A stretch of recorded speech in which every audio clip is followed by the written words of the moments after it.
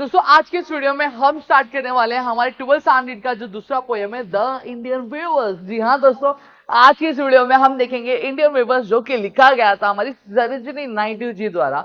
उनके बारे में आज हम क्या पढ़ने वाले हैं।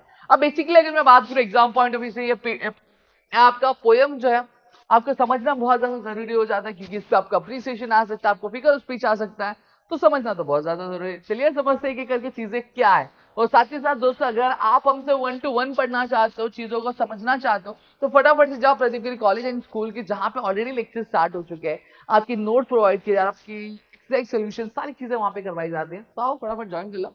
ठीक है, now what we are going to study basically, जहां पे इंडियन वीवर्स की अगर मैं बात करता हूँ, तो ये इंडियन वीवर्स लिखा गया था हमारी सरोजिनी नायडू जी द्वारा। सरोजिनी नायडू जी की अगर मैं बात करूं, तो ये पॉलिटिकल एक्टिविस्ट थी, फेमिनिस्ट थी, और पहली एक इंडियन वुमेन थी जो क्या president of Indian national Congress क्या बनी। अब यहाँ पे अगर मैं बात करूं, तो इनकी अपने आप में एक बहुत बड़ी कहानी है। और साथ ही साथ अगर मैं बात करूं, तो पोयम में इन्होंने क्या बताया उसके बारे में बात करता हूँ। यहाँ पे इस पोयम में इन्होंने हमारे लाइफ के 3 स्टेजेस के बारे में बात करने की कोशिश की है। ठीक, जी हाँ, इस पोयम के माध्यम से इन्होंने 3 स्टेजेस के बारे में हमारे बात करने की कोशिश की। पहला हमारा आता है चाइल्डहुड, यानी जब हम पैदा हुए रहते हैं। दूसरा होता है ना हमारा अडल्टहुड, दूसरा हमारा होता है अडल्टहुड, जब हम क्या जवान अच्छे कट्टे बनते बन जाते हैं।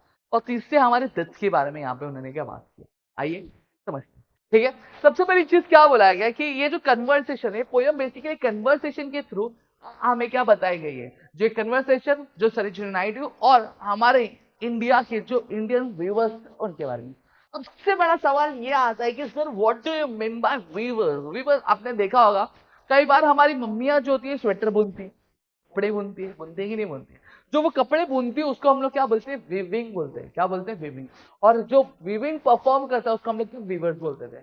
अब आप सभी को पता है कि पहले क्या हुआ करता था, पहले वहां पे मशीनें नहीं हुआ करती थी, तो ज्यादातर जो कपड़े बने करते थे वो कौन बनाया करता था, वो हाथों से बनाए जाते थे। ठीक है, जहाँ पे जो इंडियन व्यूवर्स थे वो सुबह उठ के बनाया करते थे, रात रात तक क्या काम क्या किया करते थे। चलिए अब समझते हैं इनके बारे में। अब हमारी सरोजिनी नायडू जी जाती है और देखती है weavers weaving at the break of day, why do you weave a garment so gay. यहाँ पे जो वीवर्स होते हैं, ठीक है, जो कपड़े बुनते हैं, वह सुबह की जब पहली किरण गिरती है, तो उस किरण के साथ ही वो क्या कपड़ा बुनना क्या चालू कर देते हैं। तो हमारी सरोजिनी नायडू जी है, वो देखती है और वो पूछती है कि why do you weave a garment so gay. क्यों तुम ये जो कपड़ा है, इतना चमकीला कपड़ा आप क्यों क्या कर रहे हो, आप बुन रहे हो। तो वहां पे जो वीवर्स क्या कहते हैं, वो वीवर्स रिप्लाई में बोलते हैं, you are the wing of halcyon wild. अब ये जो गारमेंट जो इतना चमक रहा है, जो इतना सुंदर दिख रहा है, ये गारमेंट आपके हेलिकॉन वाइल्ड। हेलिकॉन वाइल्ड किसको बोला है, किंग फिशर को आपने देखा होगा, यहाँ पे इमेज है क्या किंग फिशर की, नहीं है भाई, नहीं रहती तो मैं दिखा देता। ठीक है, जो किंग फिशर होता है, उस किंग फिशर का अगर आप पंख देखोगे, जो विंग देखोगे, वो क्या होता है, बहुत ज्यादा ब्लू होता है। और ये जो कपड़ा ये बुन रहे थे, तो वो आपके हेलिकॉन यानी किंग फिशर के पंख जिस तरह से ब्लू होते हैं, उसी तरीके से ये जो कपड़ा था ये भी उतना ब्लू था और उतना ही सुंदर क्या दिख रहा था। We weave the robes of in newborn child. और ये जो कपड़ा ये बुन रहे थे, किसके लिए बुन रहे थे, ये बुन रहे थे आपके एक छोटे से बच्चे के लिए जो अभी नया नया क्या पैदा हो।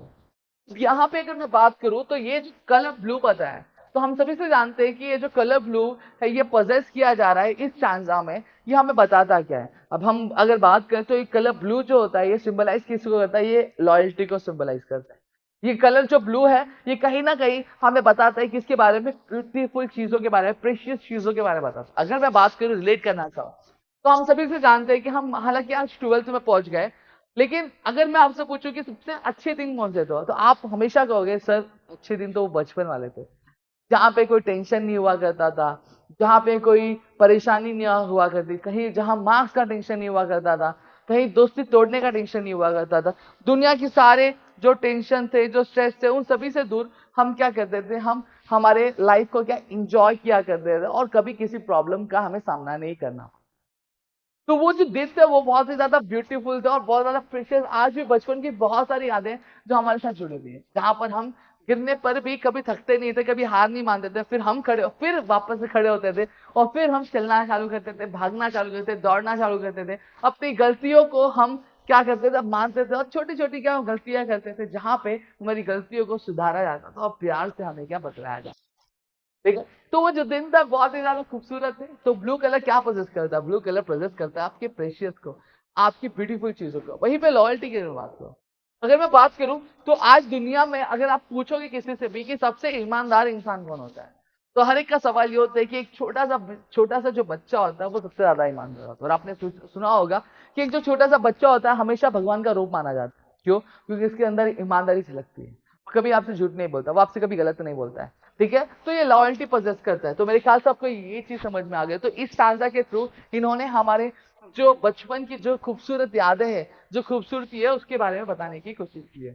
तो नेक्स्ट क्या है, we was living at the fall of night, why do we weave a garment so bright. यहाँ पे हमारी सरोजिनी नायडू देखती है कि अब जब शाम होने आई, ये तो शाम होने आई, ठीक है, अब ये शाम होने आई है, और ये जब शाम हो रही है तो कहीं ना कहीं हमारे जो व्यूवर्स है अब भी क्या कपड़े बोल रहे हैं, ठीक है। लेकिन अब यहाँ पे तो वो पूछती है कि why do you weave a garment so bright, तुम अंधेरा होने जा रहा है फिर भी ये शाम में तुम ये जो इतना खूबसूरत इतना चमकने धमकने वाला कपड़ा क्यों बुन रहे हो। तो देखो क्या बोलते हैं, like the plums of A peacock. अब जो व्यूअर्स है सरोजिनी नायडू को बोल रहे हैं कि like the plums of A peacock purple and green, आप ये जो कपड़े में बुन रहा हूँ ये कपड़े आपके प्लम्स की तरह, प्लम्स मतलब जो पीकॉक के जो पंख होते हैं ना, जो कितने मुलायम होते हैं, सॉफ्ट होते हैं, तो प्लम्स होते हैं मुलायम सॉफ्ट जो पंख होते हैं, उसके बारे में वो क्या बताया हुआ है, ठीक है। जो कलर में कैसे पर्पल एंड ग्रीन है, ठीक है। We weave the marriage veils of a queen. अब वो क्या बोल रहे हैं, अभी जो कपड़ा मैं बुन रहा हूँ ये आपके प्लम्स के जितना, मतलब जो पिकॉक के जो पंख होते हैं उसके जितना सॉफ्ट है, और कलर कैसा है इसका, पर्पल और ग्रीन है, ठीक है। जहां पर ये जो कपड़ा ये जो बुन रहे हैं किसके लिए बुन रहे हैं, ये रानी के लिए बुन रहे हैं, ये शहजादी के लिए बुन रहे हैं, जिसकी क्या है, शादी होने वाली है। और वो शादी, और वो कपड़ा क्या है, वो कपड़ा वो शादी का घूंघट है।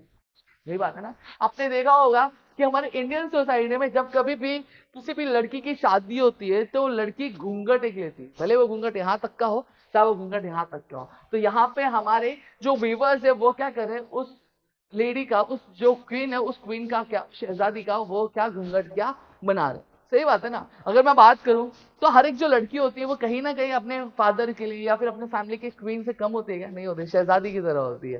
तो उसको यहाँ पे रिलेट करके यहाँ पे क्या बताया हुआ, ठीक है। अब यहाँ पे अगर मैं बात करूँ, ये जो पर्पल और ग्रीन कलर है ये कहीं ना कहीं हमारे लाइफ के सुख के बारे में यानी हैप्पीनेस के बारे में बताता है, हमारे दुख के बारे में बताता है, हम जो डिफिकल्टीज है फेस करते हैं उस डिफिकल्टीज के बारे में बताता है। और यहाँ पे देखो रिलेट कैसा किया गया। अगर मैं मोस्टली इंडियन मैरिजेस की बात करूँ तो ज्यादातर जो इंडियन शादियां होती है वो ज्यादातर शाम के टाइम पे हुआ करती है। तो शाम के टाइम के हिसाब से उन्होंने रिलेट करके बताया कि आज मैं यहाँ पे जो शाम में कपड़ा बुन रहा हूँ ये एक शहजादी का क्या घूंघट होने वाला। ये जो वेल्स का मतलब क्या होता है, घूंघट, शादी का घूंघट, समझ में आ गया। अब यहाँ पे अगर मैं बात करूँ सुख और दुख के बारे में क्या बताता है ये कलर, क्या हमें क्या पजेस करता है। यहाँ पे अगर मैं बात करूं तो ये जो कलर है, ठीक है, हैप्पीनेस और सुख दुख के बारे में, सही बात है। अगर हम जब तक हमारे टीनेज में होते हैं तब तक हमें दुनिया की मोह माया इतनी नहीं पता होती, लेकिन जब हम अडल्टहुड में जाते हैं तो हम दुनिया के सारे दुख को अपनाने लगते हैं, सारे सुख को अपनाने लगते हैं, सारी जो जिम्मेदारियां होती है हमारे कंधों पर आने लगती है, और वो कंधों पर जो जिम्मेदारियों का जो बोझ होता है वो हम उठाते हुए क्या एक बहुत ही स्ट्रॉन्ग पर्सन क्या बनने लगते हैं। और वो हमारे लाइफ का कोई और स्टेज नहीं, हमारा अडल्टहुड होता है, सही बात है। और हम आज अगर बात करें जो सुख हो गए, दुख हो गए, जो जिम्मेदारियां हो गई, जो जवाबदारी, वो सारी चीजें हम क्या आज उठाते हुए क्या आगे क्या बढ़ रहे हैं। और इस पैराग्राफ के थ्रू ये हमारे अडल्टहुड के बारे में बता रहे हैं, सही बात है। आज अपने माँ बाप को आप देख लो कि माँ बाप की अगर मैं बात करूं तो वो दुनिया के सारे दुख हो गए, परेशानी हो गए, सुख हो गए, वो सारी चीजें एक साथ क्या उठाते हुए चल रहे और टैकल करते हुए चीजों को क्या चल रहे, ठीक है। अब आगे बात करते हैं। We was weaving solemn and still. What do we weave in the moonlight chill? अब यहाँ पे सरोजिनी नायडू वापस देखती है कि ये जो वीवर्स है ये क्या कर रहे हैं, ये रात के अंधेरे में चांद की रोशनी के अंदर बहुत ही ज्यादा उदास होकर और एक ही जगह बैठकर क्या कर रहे हैं, कपड़ा क्या बुन रहे हैं, ठीक है। कौन सा कपड़ा है, ये हमारी वापस से हमारी सरोजिनी नायडू जी पूछती है। तो इंडियन वीवर्स क्या बोलते हैं, white as feather and white as cloud. क्या बोल रहे हैं कि white as feather and white as a cloud we weave a dead man wonder shout. यहाँ पे वो बोलते हैं कि ये जो कपड़ा मैं बुन रहा हूँ ये जो फेदर जैसा व्हाइट है और क्लाउड जैसा व्हाइट है, ठीक है, ये कोई और कपड़ा नहीं, ये कपड़ा मैं एक मरे हुए इंसान का क्या कफन बुन रहा हूँ। डेड मैन फंडल शॉट, मतलब मरे हुए इंसान के जो अंतिम संस्कार के टाइम पर उसको जो कपड़ा यानी जो कफन लगाया जाता है या फिर उसके ऊपर चढ़ाया जाता है या फिर उसको ढका जाता है, उसको हम लोग क्या बोलते हैं इंग्लिश में, उसको हम लोग श्राउड बोलते हैं। ठीक है, अब यहाँ पे देखो white colour, white as a feather and white as a cloud. अब यहाँ पे क्या बोला है कि white as a feather and white as a cloud, यहाँ पे कहीं ना कहीं रिलेट किया जा रहा है कि यहाँ पे अब जो इंसान है वो अब इमोशनलेस हो रहा है। यहाँ पे उसकी जो दुनिया के सारे सुख थे, जो दुख थे, वो सारी चीजें वो छोड़कर इस दुनिया से क्या मुक्ति लेने जा रहा है। ठीक है, और इसीलिए जो हमारे इंडियन व्यूवर्स है वो बहुत ही ज्यादा क्या उदास है और एक ही जगह पे बैठ के चुपचाप कपड़े ही क्या बुनते हुए क्या जा रहे हैं। समझ में आ गया? तो यहाँ पे बेसिकली मैंने पूरा पोएम आपको एक्सप्लेन कर दिया। आई होप सबको चीजें यहाँ पे क्लियर हो गई होंगी। चलिए, if you have any kind of doubt please do let me know in the comment section. मैं आपके लिए चीज और आसान करने की कोशिश करूँ।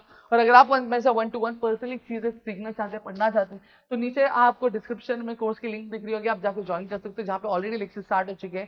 ठीक है, तो आप वहाँ पे भी हमारे साथ की चीजों कवर। तो मिलेगा हमारे अगले वीडियो में, तब तक के लिए करती रहो सुरक्षित, अपना ध्यान रखना दोस्तों। जय हिंद दोस्तों।